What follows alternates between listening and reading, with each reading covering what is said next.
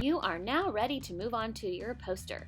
Remember to draw in pencil first before you do anything else. This example is using crayon with watercolor. Before I do that, I must outline things using a Sharpie. After I outline in Sharpie, I go in and use crayon. I fill in all white space and I make sure everything is colored in that I want to color in before I add my background. I am using paint for my background. I can only do this if I use crayon because crayon and watercolor will resist off each other. Don't use marker or you will have a mess because marker and watercolor do not resist. This is example 1, using crayon and watercolor.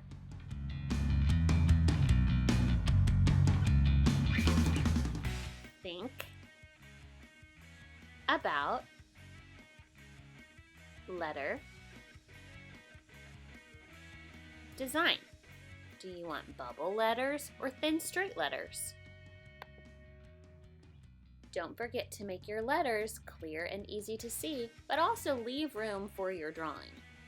This is an example of letters that are only using one color option, which is gray. They're bold and easy to see. Don't forget to outline. This example is using marker.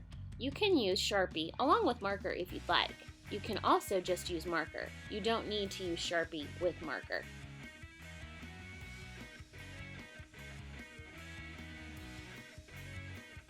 Once you outline, you're ready to fill in your words. Use the fat side of the marker to fill in all the letters. You can go up and down or side to side. Use the fat side of the marker.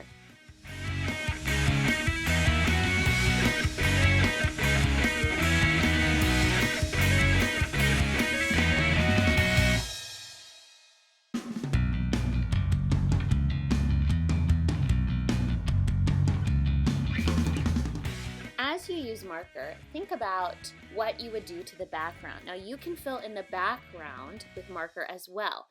Another way you can fill in your background if you're using marker is by using crayon. I take paper off the crayon, so I have a flat side of the crayon, and I rub the crayon from side to side to fill in that white space. This gives a soft texture, and it also works very quickly to fill in large areas of space that you don't want to leave white. Here's an example on coloring in with marker.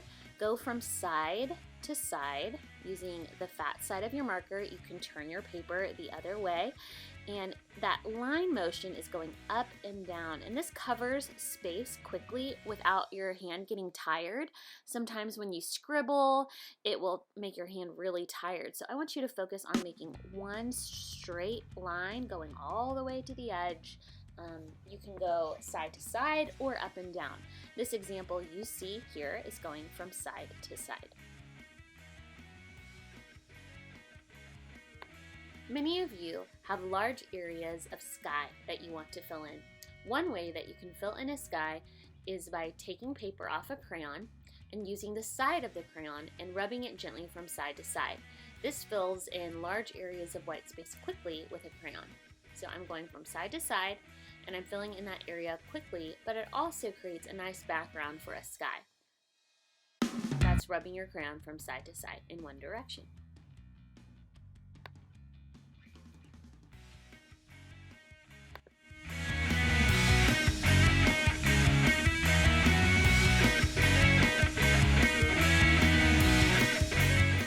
On this side of the paper, I'm showing you what it looks like to draw grass up and down with a marker. This is the opposite direction, and this is the direction grass grows. So this might be a better way to also fill in your grass using a marker. And if you're coloring sky, you can use the crayon like I showed you just a minute ago, but drawing from side to side. This is coloring from the opposite direction.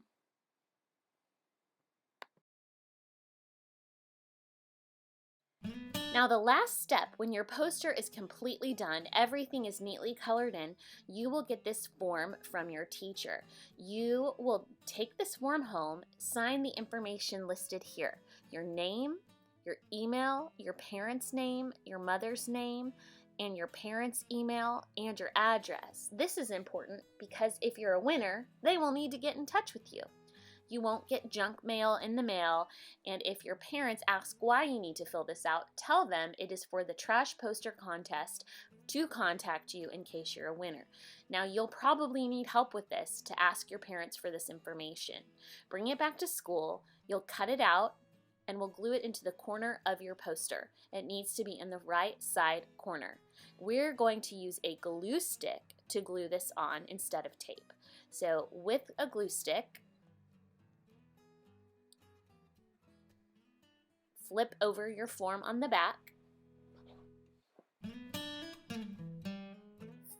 cover the entire form with glue, and make sure that it's going to stick on very nicely. So flip it over, place it in the corner, and rub it,